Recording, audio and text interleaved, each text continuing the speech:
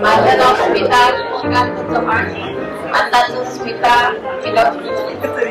मला 2 मुलगे आहेत. माझं शिक्षण 10वी ते 12वी मला पाठ करण्यात आलं.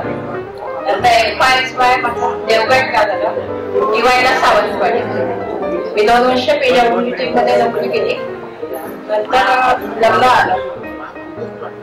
माझे मिस्टर पाटबंधारे खात्यामध्ये होते, आता रिटायर झाले. मला 2 मुलगे. मोठा मुलगा इंजिनियर आहे, त्याचं लग्न आलं. मला नातू आहे. मला मुलगा हॉटेल मॅनेजमेंट केलंय. तो परदेशामध्ये क्रूजवर जॉबला आहे. यंदा कर्तव्य आहे तर त्याचं कोण असेल तर सांगा. एक आठवण शाळेची